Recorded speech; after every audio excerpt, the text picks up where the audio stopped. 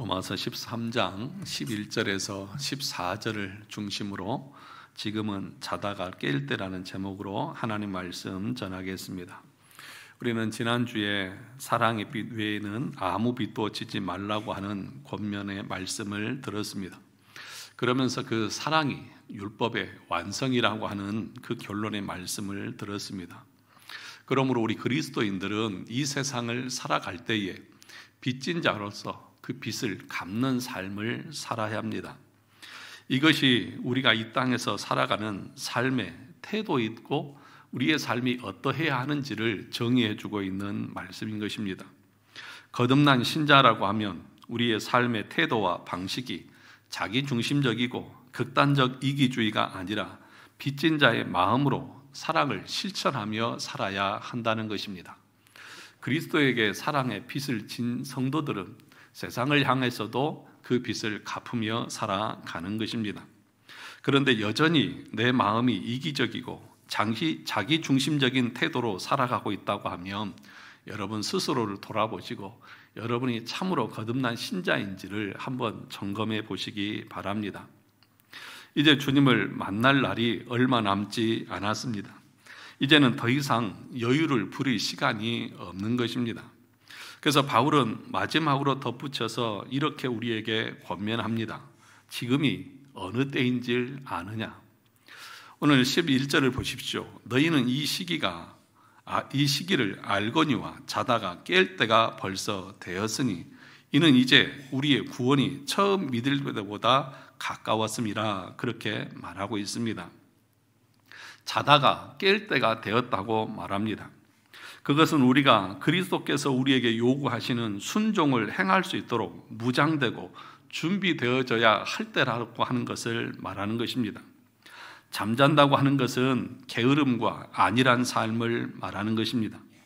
자신의 삶이 영원할 것처럼 육체적이고 어둠의 일을 계속해서 하고 있는 것을 말합니다. 신앙생활을 하면서도 우리는 경각심이 없습니다. 느긋합니다. 여유롭습니다. 주님을 위해서 사는 것에 대해서 전혀 부담이 없고 자기가 하고 싶은 일을 다 하면서 주님을 위해서는 일할 시간이 없고 드릴 것이 없다고 말합니다. 우리는 이 세상을 어떻게 정의합니까? 세상은 악하고 어둠이고 멸망의 대상이라고 말합니다. 예수님께서도 마태복음에서 이 세대를 향해서 악하고 음란한 세대라고 정의했습니다. 그런데 그렇게 말하면서도 이율배반적으로 그것을 좋아하고 그것을 즐기고 그 세상을 추구하면서 살아가는 것이 얼마나 앞뒤가 안 맞는 삶입니까? 세상이 악하고 멸망받을 것을 안다고 하면 그곳에서 나와야 하는 것 아니겠습니까? 그런데 말은 그렇게 하면서 여전히 우리는 그 속을 동경하고 그 멸망의 도시를 바라보면서 좋아하고 그것을 더 가지지 못하고 누리지 못하는 것을 아쉬워하면서 여전히 어둠 가운데 잠자고 있는 것은 아니냐는 것입니다. 꼭 창세기에 나오는 소돔과 고모라의 미련을 버리지 못하고 뒤돌아보는 롯의 아내처럼 말입니다. 우리가 알듯이 아브라함에게 하나님께서 소돔과 고모라를 불과 유황으로 멸망시킬 것을 말씀했습니다. 소돔성에 이르렀을 때에 아브라함의 조카 롯이 두 천사를 영접해서 식사를 대접했습니다. 그때 하나님께서 이 성을 멸하기 위해서 자신들을 보냈음을 말하고 가족들과 함께 이 성을 떠나라고 말합니다. 롯이 나가서 그 딸들과 결혼할 사이들에게 말하지만 그 사이들은 농담으로 여겼습니다. 동이 틀 때 천사들이 재촉합니다. 그런데도 롯은 지체하고 있습니다. 그런데 하나님께서 그들에게 자비를 베푸셔서 그들의 손을 잡아 끌어서 성 밖으로 나갑니다. 창세기 19장 16절에 보면 그러나 롯이 지체함에 그 사람들이 롯의 손과 그 아내의 손과 두 딸의 손을 잡아 인도하여 성 밖에 두니 여호와께서 그에게 자비를 더하심이었더라. 우리의 구원은 하나님의 자비하심에 있습니다. 우리는 우둔하고 어리석고 미련해서 하나님의 말씀이 즉시 떠나라고 하는데도 불구하고 여전히 거기에 미련을 두고 그것을 떠나지 못하고 그렇게 주저주저 하고 있는 것이 우리의 영혼들인 것입니다. 그럼에도 불구하고 여러분들이 지금 이 자리에 앉아서 예배를 드리는 것은 하나님께서, 성령께서 강권에서 우리를 불러내신 은혜의 결과인 것을 우리는 기억해야 합니다. 여러분, 그런데 롯을 보시고, 롯의 사이들을 보시고, 딸을 보시고, 아내를 보십시오. 심판이 내일 아침에 이르렀다고 말하는데도 그날 저녁에 그 아침이 해가 떠오르고 있는데도 불구하고 사람들은 느긋하고 여유롭습니다. 농담처럼 생각하면서 그것을 떠나려고 하지 않는 것입니다. 천사들은 뒤도 돌아보지 말고 산으로 도망하라고 명령합니다. 속히 도망하라고 말합니다. 그런데도 그 불과 유황으로 망하는 것을 보면서도 롯의 아내는 어떻습니까? 뒤를 돌아봄으로 소금 기둥이 되었더라, 그렇게 말하고 있는 것입니다.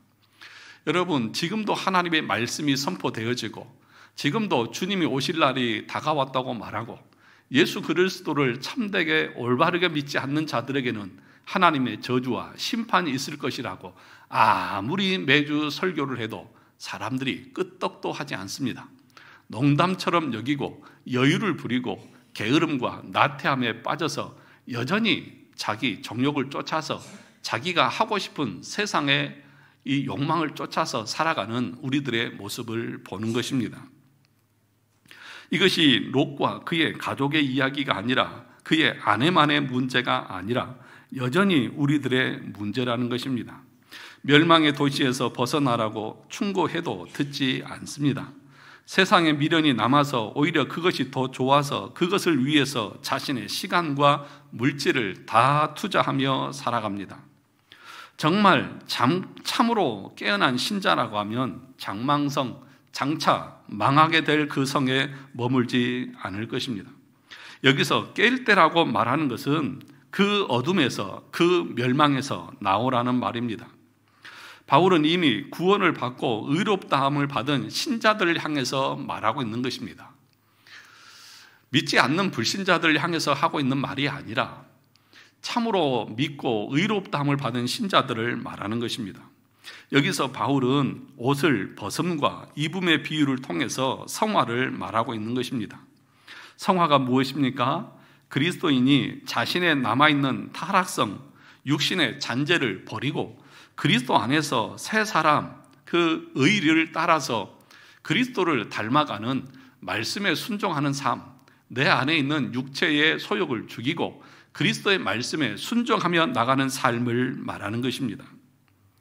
바울은 에베소서에서 이렇게 권면하기도 했습니다. 에베소서 4장 22절에서 24절에 보면 너희는 유혹의 욕심을 따라 썩어져 가는 구습을 따르는 옛 사람을 벗어버리고 오직 너희의 심령이 새롭게 되어 하나님을 따라 의와 진리의 거룩함으로 지으심을 받은 새 사람을 입으라, 그렇게 말씀하고 있습니다.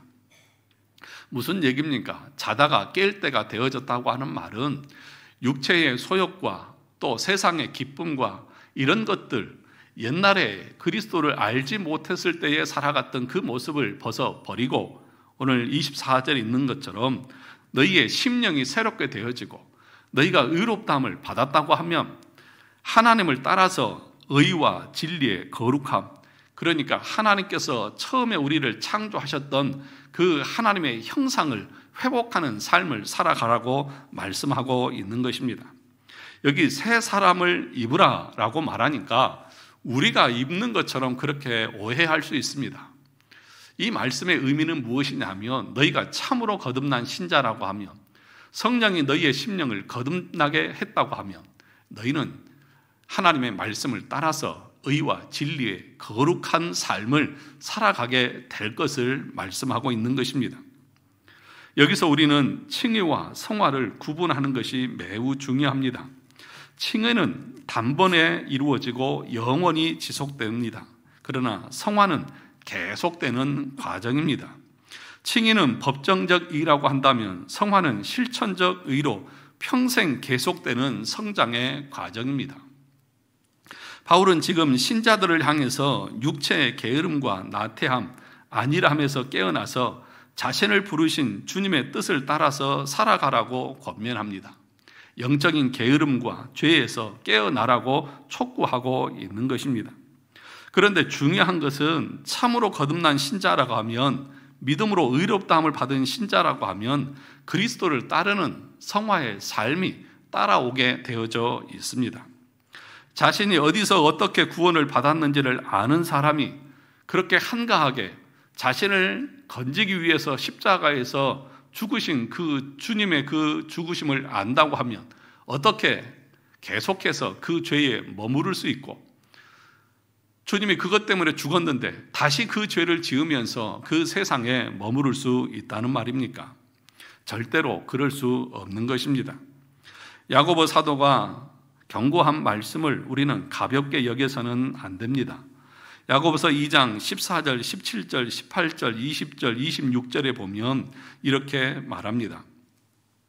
내 형제들아, 만일 사람이 믿음이 있노라 하고 행함이 없으면 무슨 유익이 있으리요?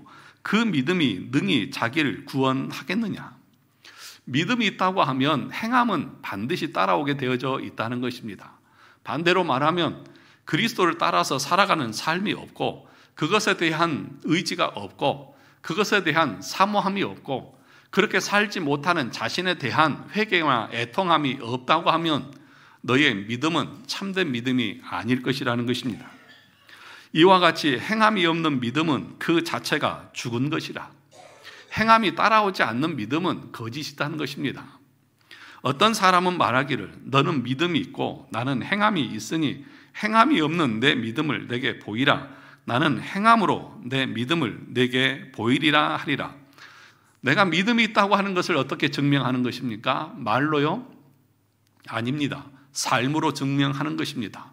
하나님의 말씀을 따라서 내 안에 있는 죄를 죽이고 그리스도의 말씀에 순종하면서 나가는 그 삶을 통해서 내가 참으로 의롭다함을 받은 하나님의 자녀인 것을 우리 스스로가 행함으로 증거하며 나가는 것입니다.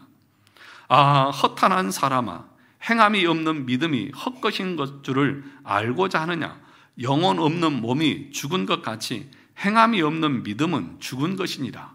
너에게 행함이 없는 것은, 네가 말씀에 순종하는 것이 없는 것은, 시체가 영혼이 없으면 아무런 움직임이 없는 것처럼 너에게는 참된 믿음이 없기 때문에 그렇다는 것입니다. 여러분, 이 말씀을 가볍게 여기시기 말기 바랍니다. 이 말씀은 믿음과 행함은 따로따로가 아니라 하나라는 것입니다. 칭의와 성화가 따로가 아니라 하나라고 하는 말입니다. 믿음으로 의롭다함을 받은 신자라고 하면 반드시 행함이 따른다는 것입니다.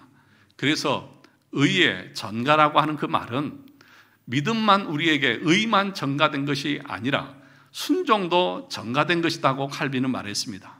의의 전가라고 하는 그 말 속에는 순종의 전가도 포함된다. 그러므로 믿음으로 의롭게 되어졌다고 하면 그 하나님의 말씀을 즐거워하고 그 하나님의 말씀에 즉각적으로 순종하게 되어져 있다는 것입니다. 그런데 여러분, 저와 여러분들의 삶에 하나님의 말씀을 듣고 그 말씀을 즉각적으로 순종하고자 하는 마음이 있고, 또 그 말씀을 따라서 살아갈 때 정말 기쁨으로 그 말씀을 순종하고자 하는 마음이 우리 가운데 있느냐는 것입니다. 그런데 그런 신자들 속에서도 그런 삶이 나오지 않는 이유가 있습니다. 그것은 뭐냐 하면, 여전히 우리가 의롭다함을 받았지만 우리 안에는 부패의 잔재가 남아 있습니다. 또한 사탄의 방해가 있습니다. 그리고 세상의 유혹이 있습니다. 이것을 가리켜서 우리의 신자의 3대 적이라고 말합니다. 무엇입니까? 부패의 잔재. 원죄 가운데 태어난 인간은 그리스도를 믿음으로 의롭다함을 받았지만 그 원죄의 잔재가 여전히 남아 있어서 우리 안에는 성령의 소욕과 육체의 소욕이 계속해서 싸웁니다. 또 사탄이 우리의 눈에는 보이지 않지만 여전히 하나님의 말씀대로 순종하지 못하도록 방해를 합니다. 그리고 무엇입니까? 세상이 우리를 유혹합니다. 그 즐거움이 우리를 유혹합니다. 그런 것이 신자의 3대 적인 것을 여러분 아셔야 합니다. 그래서 우리 신자들도 영적 게으름과 안일과 나태함에 빠지게 되는 것입니다. 그래서 지금 바울은 뭐라고 말합니까? 그런 안일함과 게으름, 나태함에서 깨어나라. 왜냐하면 주님이 오실 날이 가까웠기 때문이다. 여러분, 2000년 전에 바울이 말했을 때에도 주님이 오실 날이 가까웠다고 말했다고 하면 지금은 시간적으로 생각하면 얼마나 더 가까이 왔겠습니까? 주님이 오실 날이 가까웠을 뿐만 아니라 내가 주님 앞에 갈 날도 가까워지고 있습니다. 우리가 얼마나 우리의 삶이 남아있는지는 모르지만 어느 누구도 이 땅에서 영원히 살지 않습니다. 나이가 70대고 80대고 90되어지면 우리가 갖는 마음이 무엇입니까? 이제 곧 나도 이 세상을 끝내겠구나. 그러면 여러분, 어떤 마음을 가져야 합니까? 내가 주님 앞에 설 텐데 어떻게 주님 앞에 설 것인가? 무엇을 가지고 설 것인가? 라고 하는 우리 삶을 돌아보고 점검하는 그런 삶이, 그런 태도가 우리 가운데 있어야 할 것 아니겠습니까? 그러므로 여러분, 신앙이 깊어지고 시간이 가면 우리 인간의 마음이, 참으로 거듭난 신자의 마음은 어떻게 변하게 되느냐? 겸손하게 됩니다. 힘도 없어서 겸손하고, 내가 아는 것 같지만 모르는 것이 많아서 겸손하고, 시간을 거스를 수 없는 것 때문에 겸손하고, 내가 하나님을 알기 때문에, 그 하나님 앞에 서야 한다는 것을 알기 때문에 나이가 먹고 연륜이 쌓이고 신앙이 깊어질수록 그 사람은 고개를 숙이고 겸손해질 수밖에 없습니다. 이것이 참된 신자의 모습인 것입니다. 그런데 반대로 시간이 흘렀는데도, 주님 앞에 설 날이 가까웠는데도 불구하고 여전히 교만하고 여전히 이기적이고 여전히 자기 중심적이라고 하면 저는 말은 못하겠지만 참으로 위험스러운 상태에 있다는 사실들을 우리 스스로가 돌아볼 수 있어야 합니다. 오늘 바울이 자다가 깰 때가 벌써 되었다고 말합니다. 왜냐하면 이는 이제 우리의 구원이 처음 믿을 때보다 가까웠습니다. 밤이 깊고 낮이 가까웠으니, 낮이 가까웠다. 주님 오실 날이 가까웠다는 것입니다. 이것은 긴급함을 표현하는 말입니다. 시간이 제한되어 있고 귀회는 짧다는 것입니다. 그러므로 정신을 바짝 차리고 하나님 앞에서 지금 당장 말씀에 순종하는 삶을 살라는 것입니다. 냉담하거나 안일하거나 무관심할 시간이 없다는 것입니다. 그럼에도 불구하고 우리는 냉담한 것이 대부분이고 안일한 것이 대부분이고 하나님의 말씀에 무관심한 것이 대부분이지는 않습니까? 여러분들이 언제 예수를 믿었는지 모르지만 이제 주님을 만날 날이 계속 가까워지고 있습니다. 이것은 우리 주님의 재림을 말합니다. 주님이 초림 때는 구원자로 오셨지만 재림 때는 이 땅을 심판하는 심판주로 오고 있습니다. 그때가 가까워 오고 있습니다. 뿐만 아니라 우리의 개인적인 종말이 가까워 오고 있습니다. 물론 개인적인 종말은 나이 순서대로 가지도 않습니다. 젊은 사람이 먼저 갈 수도 있습니다. 그러니까 무슨 말입니까? 내가 나이가 젊다고 아직 나는 주님 만날 날이 멀었다, 그렇게 말할 수 있는 사람이 있습니까? 없습니다. 지금 당장이라도 우리는 주님을 만날 수 있습니다. 그런 긴급한 긴박함, 이 마음으로 하루하루를 주님의 말씀을 듣고 그 말씀에 순종하는 깨어있는 삶을 살라는 것입니다. 이제는 좀 정신을 차리고 잠옷을 벗고 새 옷을 갈아 입으라는 말입니다. 우리 모두는 주님의 심판대 앞에 설 것입니다. 그리고 그날에 나의 모든 삶에 대해서 내 입으로 직접 직고하게 될 것입니다. 로마서 14장 11절 12절을 보겠습니다. 로마서 14장입니다. 바로 옆에 있으니까 우리 같이 한번 읽어보겠습니다. 로마서 14장 11절 12절입니다. 시작. 기록되었으되 주께서 이르시되 내가 살았노니 모든 무릎이 내게 꿇을 것이요 모든 혀가 하나님께 자백하리라 하였느니라. 이러므로 우리 각 사람이 자기 일을 하나님께 직고하리라. 모든 혀가 하나님께 자기의 행한 바를 다 직접 고백하게 될 것입니다. 자기의 행한 죄도 낱낱이 자기 입으로 자백하게 될 것입니다. 하나님 앞에서 어느 것 하나도 숨길 수 없을 것입니다. 사랑하는 성도 여러분, 하나님 앞에 설 날이 다가오고 있습니다. 멀지 않습니다. 우리 모두는 다 하나님의 심판대 앞에 서야 합니다. 그 날을 여러분 준비하는 것이 이 땅의 삶인 것입니다. 하나님과 상관없이, 말씀과 상관없이 이 세상이 망할 것이라고 말하면서도, 이 세상은 어둠이라고 말하면서도, 이 세상이 음란하고 악한 세대라고 말하면서도 그 속에서 빠져나올 생각은 하지 않고 그것을 즐기고 있고 그것을 더 누리기를 원하고 있다고 하면 그것이 어떻게 참된 신자의 삶이라고 우리가 말할 수 있겠습니까? 여러분이 이 세상을 사랑해서 하나님의 원수로 행한 것을 우리 모두가 직고하게 될 것입니다. 내 마음속으로 생각하고 다른 신자들을 미워하고 시기하고 질투했던 모든 것을 직고하게 될 것입니다. 마음에 품은 것까지 하나도 남김없이 내가 생각으로만 했던 것까지도 낱낱이 고하게 될 것입니다. 그런데 우리는 주님을 만날 그날에 대한 준비를 전혀 하지 않습니다.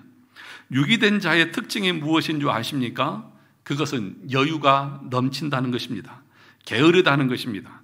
자기중심적으로 생각하고 판단하며 살아간다는 것이 버림받은 유기된 자의 특징입니다. 안일합니다. 나태합니다. 여유가 넘칩니다. 그래서 바깥에서 볼 때는 참 사람이 여유롭고 좋아 보여요. 그런데 여러분, 성경은 뭐라고 말합니까? 자다가 깰 때가 되었다. 정신 똑바로 차려라. 네가 그러고 게으르게 나태할 시간이 없다. 잠시라도 헛눈 팔 시간이 없고 지금 당장 하나님의 말씀 안에서 말씀에 순종하는 삶을 살아야 한다라고 바울은 지금 강력하게 권고하고 있는 것입니다. 베드로후서 3장 4절 5절에 보면 이렇게 말합니다. 이르되 주께서 강림하신다는 약속이 어디 있느냐?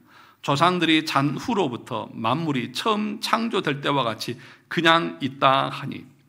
악한 자들, 유기된 자들은 뭐라고 말하는 것입니까? 주님이 오신다고 했는데 지금 오신다고 한 지가 1000년이 지났다. 2000년이 지났다. 오기는 하는 것이냐? 지금 여전히 천지 만물이 창조될 때나 지금이나 변한 것이 뭐가 있느냐? 라고 하면서 아니라고 나태하고 경각심을 갖지 못하고 그렇게 조롱하면서 살아가는 것입니다. 사도행전 1장 11절에서 예수님이 승천하시면서 이렇게 말씀하셨습니다. 이르되 갈릴리 사람들아 어찌하여 서서 하늘을 쳐다보느냐? 너희 가운데에서 하늘로 올려지신 이 예수는 하늘로 가심을 본 그대로 오시리라 하였느니라. 주님 오십니까? 안 오십니까? 정말 오시는 거 믿으십니까? 주님이 이 땅을 심판하러 오심을 믿습니까? 그러면 그 오실 주님을 여러분들은 어떻게 맞이하겠습니까? 어떤 마음으로 맞이하고 어떤 마음으로 준비하고 계시느냐는 것입니다. 세상 사람들, 유기된 자들은 그것에 대해서 조롱합니다. 언제 오냐? 빨리 좀 오라고 그래라. 나 지겹다. 빨리 왔으면 좋겠다. 라고 하면서 조롱합니다. 그러나 베드로 사도는 뭐라고 말합니까? 주께서는 하루가 1000년 같고 1000년이 하루 같다. 무슨 얘기예요? 우리 주님에게는 시간이 없습니다. 우리는 피조물이어서 시간 속에 존재하지만 우리 주님은 시간 넘어 영원 가운데 존재하십니다. 하나님이 영원하신 분이라고 하는 그 말의 의미를 기억해야 합니다. 시간이 끝이 없다고 하는 말이 아니라 시간 너머에 계시고 시간의 제한을 받지 않는다고 하는 의미인 것입니다. 그래서 우리 주님은 창조 때부터 주님이 재림하시는 종말까지를 동시에 보고 계십니다. 지금 당장이라도 주님은 오실 수 있는 것입니다. 왜 안 오시는 것입니까? 성경은 주님이 오시지 못하는 것이 아니라 한 영혼이라도 더 구원받기를 기다리고 계시는 하나님의 자비하심 때문이라고 가르치는 것입니다. 그런데 그 하나님의 자비하심을 불신자들은, 유기된 자들은 조롱합니다. 언제 오느냐? 온다고 한 지가 언젠데 1000년이 지났고 2000년이 지났는데 왜 안 오느냐고 조롱하는 것입니다. 그렇게 여유를 부리는 것입니다. 그것이 유기된 자들의 모습인 것입니다. 마태복음 25장에 보면 열처녀 비유가 등장합니다. 이 열처녀 비유는 천국 비유입니다. 그 중에 5은 미련하고 5은 슬기 있는 자라고 말합니다. 미련한 자들도 등을 가지고 또 슬기 있는 자들도 등을 가지고 있습니다. 그런데 미련한 자들은 기름을 준비하지 않습니다. 신랑이 더디 오자 슬기로운 처녀나 미련한 처녀나 다 졸고 있습니다. 밤중에 신랑이 오자 미련한 처녀들의 등에는 기름이 없어서 밝힐 수가 없습니다. 기름을 나눠달라고 하지만 나눠서 주면 다 부족하니 차라리 파는 자들에게 가서 너희 쓸 것을 사라고 말합니다. 여러분, 이 비유에 보면 다 똑같습니다. 그러니까 등을 준비하는 거 똑같아요. 그리고 다 졸고 있어요. 그런데 딱 한 가지 다른 것이 있습니다. 그것은 뭐냐 하면 기름을 준비하고 있지 않습니다. 미련한 자들은 기름을 준비하지 않습니다. 딱 한 가지입니다. 게으르다는 것입니다. 기름을 준비하는데 여유 있게 다음에 준비하면 되겠지 하면서 미리 준비하지 않습니다. 이것이 바로 유기된 자의 모습이라는 것입니다. 말씀을 들을 때 해도 여유롭습니다. 당장 순종해야 할 말씀으로 생각하지 않습니다. 누가 그렇다고요? 유기된 자들이요. 그런데 참으로 거듭난 신자는 우리가 신앙 고백서에서 공부했듯이 즉시로 기쁨으로 순종하며 나간다고 말씀하고 있습니다. 여러분, 매 주일마다 여러분들이 설교를 듣지요. 하나님의 말씀을 듣습니다. 여러분에게 권면하는 말씀도 듣습니다. 그런데 그 말씀을 여러분들은 한 주간 동안 어떤 마음으로 순종하면서 살아가고 있습니까? 하나님의 말씀으로 듣는다고 하면 우리는 그 말씀에 따라서 순종하고 지키기 위해서 발버둥을 쳐야 할 것입니다. 비록 우리가 이 땅에서 완전하게 순종할 수는 없습니다. 그럼에도 불구하고 하나님께서는 그런 자들에게 의지를 주셔서 은혜를 베푸셔서 선을 향하게 하시고 하나님의 뜻에 순종할 수 있는 마음의 의지를 주셔서 그 길을 가게 하십니다. 그것이 하나님께서 우리에게 주시는 은혜인 것입니다. 내 의지가, 내 성향이 완전히 바뀌어서 하나님이 기뻐하신 일을 하고자 하는 마음이 내 마음에서 일어나는 것, 그것이 은혜고 그것이 하나님께서 우리에게 베푸시는 자비하심이라고 하는 사실들을 우리가 결코 놓쳐서는 안 됩니다. 내 마음이 하나님의 뜻에 순종하고자 하는 마음이 전혀 없고 이 성전 교회 문만 나가고 나면 자기 생각대로, 자기 뜻대로, 자기 방식대로 이 세상에 묻혀서 세상의 즐거움과 세상에서 얻고자 하는 것들을 추구하면서 세상 사람들과 다를 바 없이 살아가고 있다고 하면 여러분의 구원을 여러분 보장하거나 장담하지 마시기 바랍니다.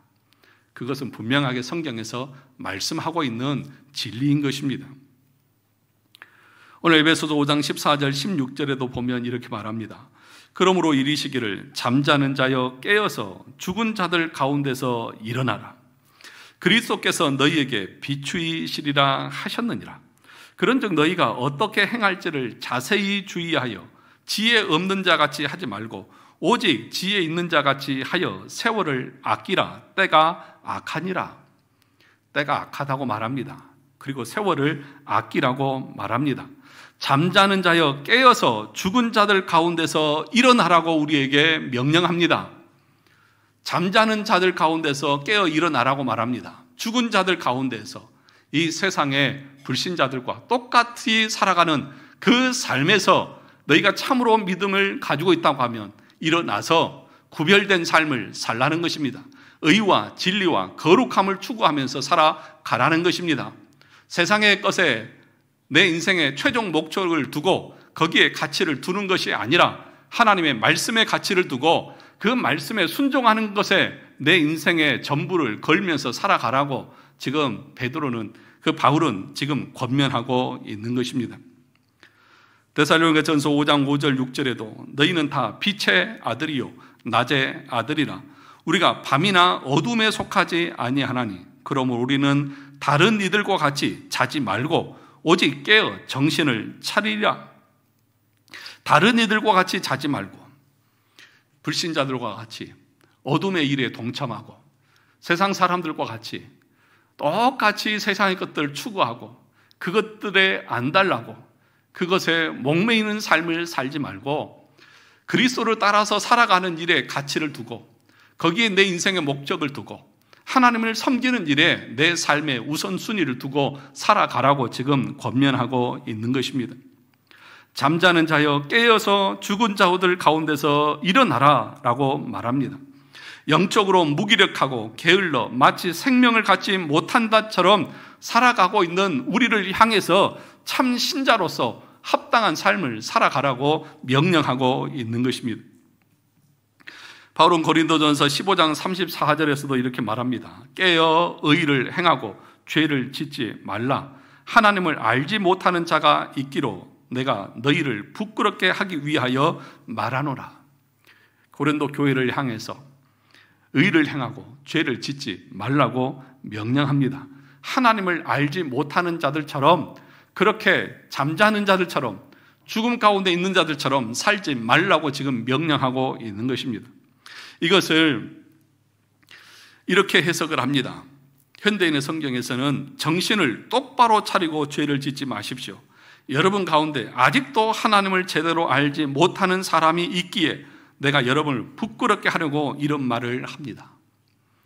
하나님을 믿는다고 하면서도 하나님을 믿는 자다운 모습도 없고 세상 사람들의 가치관과 세상 사람들이 추구하는 대로 여전히 세상의 어둠 가운데에서 죄를 지으며 뒹굴고 있는 그들을 향해서 바울은 말합니다. 죄를 짓지 말고 깨어 일어나서 정신을 차리고 하나님의 말씀대로 구원받은 자로서의 의와 진리와 거룩함을 추구하는 삶, 거룩한 성화의 삶을 살아가라고 지금 말씀하고 있는 것입니다. 여러분, 설교를 준비하다 보니까 이런 권면의 말씀이 서신서에 얼마나 많이 있는지 몰라요. 불신자들을 향해서 하고 있는 말씀이 아니라 교회 안에 있는 신자들을 향해서 자다가 깰 때가 되었다, 정신을 차려라, 어둠에서 일어나라 라고 하는 그 강력한 메시지가 얼마나 많이 있는지 모릅니다. 무슨 얘기입니까? 게으르고 안일하고 무관심하고 나태하면서 깨어서 정신을 차리고 하나님의 말씀을 말씀으로 듣고 순종하는 일에 발버둥 치면서 하나님을 알아가는 일에 힘쓰라고 지금 말씀하고 있는 것입니다. 왜요? 주님 만날 날이 얼마 남지 않았습니다. 낮이 가까워 오고 있습니다. 주님을 얼굴과 얼굴로 대면할 날이 멀지 않았습니다. 내 혀로 내 행한 모든 것들을 직고할 날이 얼마 남지 않았기 때문인 것입니다. 정말 하나님의 말씀에 순종하고 기도하고 복음을 전하는 삶에 우리 삶을 드리고 있습니까? 그것이 세월을 아끼는 것입니다. 잠을 잔다고 하는 것은 주님과 상관없이 살아가는 것을 말합니다. 주님의 말씀을 무시하고 주님의 뜻과는 반대로 살아가는 삶을 말하는 것입니다. 한마디로 말하면 요나서에 나오는 요나의 모습과도 같은 것입니다.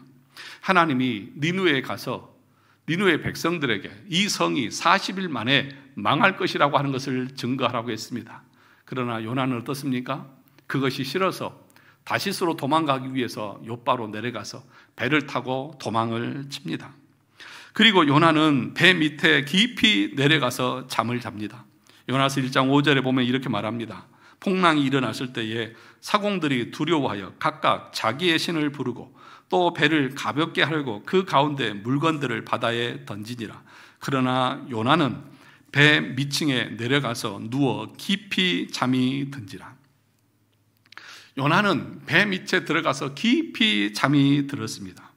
잠이 들었다고 하는 것은 하나님의 말씀과 뜻은 전혀 생각하지 않고 자기 하고 싶은 대로 살아가는 삶을 말하는 것입니다. 잠들었다고 하는 것은 하나님과 상관없는 삶을 살고 있다는 것입니다. 배가 침몰하고 멸망 직전에 있는데도 불구하고 깊이 잠에 빠져서 그렇게 살아가고 있습니다. 혹시 내 영혼은 잠들어 있지는 않습니까? 하나님의 말씀에 대한 경각심도 없고 말씀에 순종하고 또 주님을 위해서 살아가고자 하는 의지도 없이 그저 그렇게 하루하루 먹고 자고 일어나고 그렇게 아무 생각 없이 그렇게 살아가고 있지는 않습니까? 정말 말씀대로 순종하면서 복음을 전하고자 하고 영혼을 구원하고자 하는 그 의지가 내 마음 가운데 있습니까? 말씀을 읽지 않고 기도하지 않는 것에 대해서 마음에 애통해하고 자기 자신을 복종시키고자 하는 그 의지가 우리 가운데 있느냐는 것입니다. 바울은 자다가 깰 때가 되었다라고 그렇게 말합니다. 더 나아가서 12절에서 이렇게 말합니다. 밤이 깊고 낮이 가까웠으니 그러므로 우리가 어둠의 일을 벗고 빛의 갑옷을 입자. 어둠의 일을 벗으라고 말합니다. 어둠의 일이 구체적으로 뭘 말하는 것입니까? 13절에 보면 낮에와 같이 단정히 행하고 방탕하거나 술 취하지 말며 음란하거나 호색하지 말며 다투거나 시기하지 말고. 어둠의 일이 이런 일들인 것입니다. 세상의 그 쾌락과 즐거움, 어둠 가운데 있는 사람들의 일들을 이제는 어떻게 하라고요? 벗어버리라. 그리고 뭐라고 말합니까? 빛의 갑옷을 입자. 빛의 갑옷. 그런데 그냥 옷을 입으라고 하면 좋은데 지금 뭘 입으라고 말합니까? 갑옷이요. 여러분, 갑옷은 언제 입는 것입니까? 평상시에 입는 것인가요? 전쟁 시에요. 그러니까 지금 우리가 이 땅을 살아가는 삶은 무엇과 같다는 거예요? 영적인 전쟁과 같다는 것입니다. 부패의 잔재가 우리를 공격하고 사탄이 우리를 공격하고 세상의 유혹이 우리를 공격합니다. 어떻게 하려고요? 그리스도의 말씀에 순종하지 못하고 잠자는 영혼처럼 세상의 그 어둠에 갇혀서 멸망의 길을 가도록 우리를 계속해서 끌어내리고 우리를 찌릅니다. 뭐라고 말합니까? 빛의 갑옷을 입고 그 영적인 전쟁을 치르라는 것입니다. 여러분, 거룩한 삶이라고 하는 것은, 하나님의 말씀에 순종하는 삶이라고 하는 것은 저절로 이루어지지 않습니다. 하나님의 말씀에 순종하고자 하는 영적인 전투가 계속해서 내 삶에 있어야 하는 것입니다. 싸움입니다. 그래서 이겨야 합니다. 그런데 하나님께서 택한 자들에게는 처음에는 세상이 이기는 것 같아요. 사단이 이기는 것 같아요. 그러나 하나님께서 은혜 주셔서 점점점 은혜 주셔서 결국에는 거듭난 신자가 이긴다. 아멘. 이기게 하십니다. 무슨 얘기입니까? 거룩한 삶을 살고 말씀에 순종하는 삶으로 결국에는 우리가 나가게 하는 거예요. 그러면 여러분의 인생이 얼마나 남았는지는 모르지만 내가 신앙생활을 진짜 50년, 60년 한 신자인데도 내가 여전히 그것에 지고 있고 여전히 세상이 좁고 여전히 세상의 즐거움에 빠져 있다고 하면 정말 내가 거듭난 신자가 맞을까요? 저 젊은 청년들이라고 하면 제가 이해가 갑니다. 아직 어리니까, 믿음이 무엇인지 모르니까 그렇게 세상의 즐거움을 쫓아서 살아갈 수 있죠. 그러나 최소한 여러분, 신앙생활을 몇십 년을 했다고 하면 저와 여러분들의 모습이 어떠해야 할까요? 자다가 깨어나서 정신을 바짝 차리고 하나님의 말씀에 순종하고자 하는 그 열심과 열정이 우리 가운데 있어야 하지 않겠습니까? 하나님의 뜻에 순종하지 못하고 말씀대로 살아가지 못하는 것에 대한 안타까움과 회개가 내 삶에 있어서 어찌하든지 힘을 내서 한 번이라도 더 말씀을 듣고 기도를 하고 예배에 참여하고 어찌하든지 간에 내가 죽기 전에 한 번이라도 더 하나님의 말씀을 공부하고 듣고자 하는 그 의지가 우리 가운데 있어야 하는 것 아니겠습니까? 오늘 13절의 말씀은 방탕하거나 술 취하지 말며 음란하거나 호색하지 말며 다투거나 시기하지 말고 오직 주 예수 그리스도로 옷 입고 정욕을 위하여 육신의 일을 도모하지 말라. 이 13절, 14절 말씀이 우리 기독교에서 성인이라고 추앙받는 아우구스티누스라고 하는 이 어거스틴이 이 말씀을 읽고 회심한 구절입니다. 여러분 잘 아시죠? 어거스틴. 기독교 역사에 있어서 아주 중요한 인물입니다. 은혜 교리를 말씀한 중요한 사람입니다. 그런데 이 어거스틴이 이 구절을 읽고 회개하고 회심을 했습니다. 우리가 어거스틴을 잘못 오해하는 것이 있습니다. 어거스틴이 너무 방탕한 삶을 살았다고 말하죠. 그 방탕한 가운데 길을 가는데 톨레레게 들고 읽어라. 그 소리를 듣고 성경을 펴서 읽은 것이 이 말씀입니다. 그리고 이 말씀 앞에서 성령께서 거듭나게 하고 회심하게 하셨습니다. 그러니까 이 말씀을 사람들이 오해하는데 오해하면 안 됩니다. 그러니까 택한 자들은 하나님께서 언제든지 길을 가다가도 마음에 성령의 은혜를 주셔서 우리를 거듭나게 할 것이라고요. 그렇게 이해하면 잘못하고 있는 것입니다. 이 어거스틴은 계속해서 하나님의 말씀을 공부하고 연구하고 그러면서도 그것에 대해서 이해하지 못하고 있었을 때에 성령께서 그 말씀을 이해하게 하고 깨닫게 해 주신 것입니다.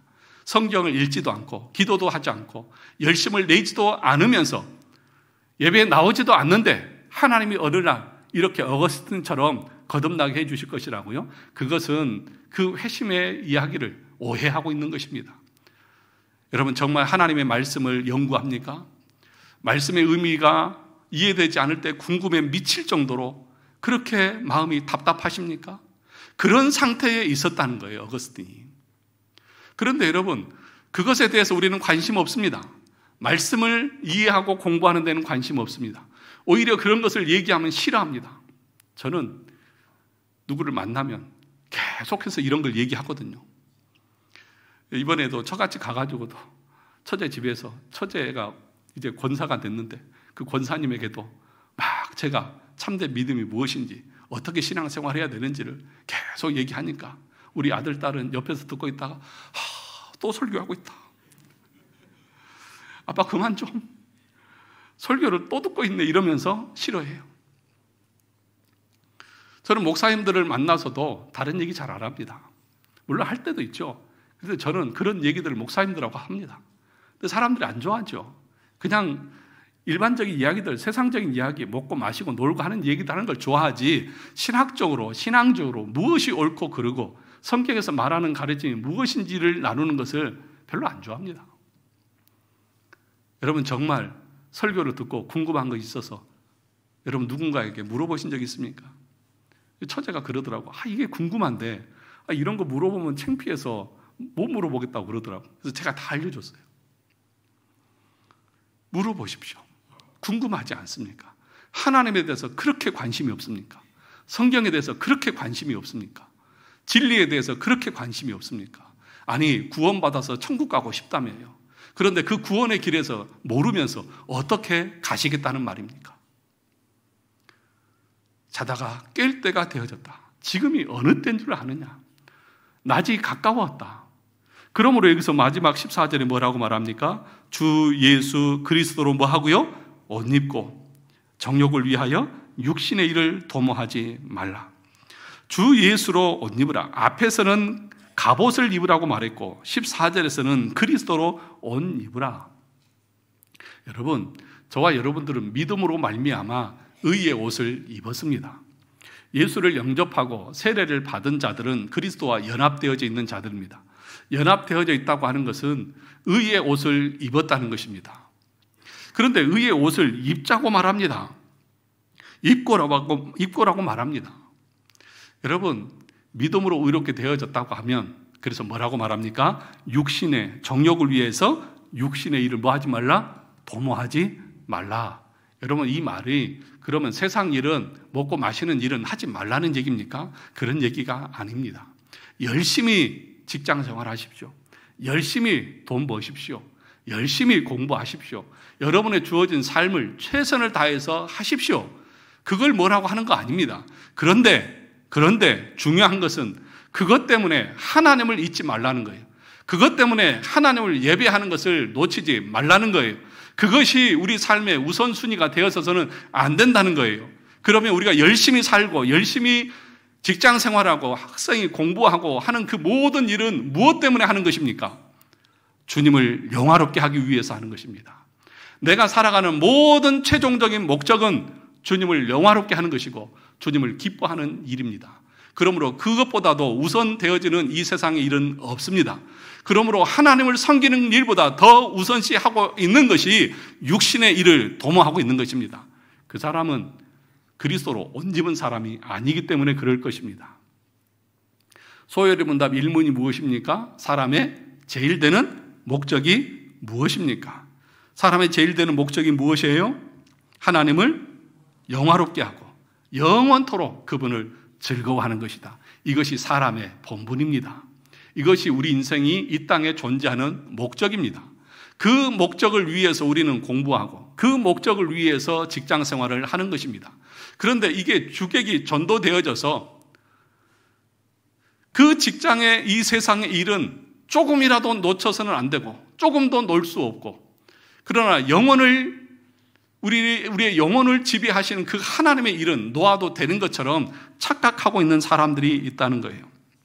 사람들이 어리석은 것이 무엇이냐면 세상 일은 절대로 미룰 수 없는 것처럼 행동하면서도 주의 일은 미룰 수도 있고 주의 일은 그냥 안 할 수도 있다고 생각하면서 살아간다는 것입니다. 그런데 육적인 일은 그거 안 하면 죽을 것처럼 그렇게 말해요. 그런데 여러분, 마태복음 10장 28절에서 우리 주님은 이렇게 말했습니다. 몸은 죽여도 영혼은 능히 죽이지 못하는 자들을 두려워하지 말고 오직 몸과 영혼을 능히 지옥에 멸하실 수 있는 일을 두려워하라. 정말 우리가 두려워해야 될 것은 무엇입니까? 세상의 일이 아니라 우리 주님의 말씀입니다. 주님 뜻대로 순종하는 것입니다. 그러므로 여러분, 참으로 믿는 자들은 세상 일 때문에 주의 일을 놓지 않습니다. 세상의 그 욕망을 추구하면서 하나님 앞에 나아가는 것을 뒤로 미루지 않습니다. 왜요?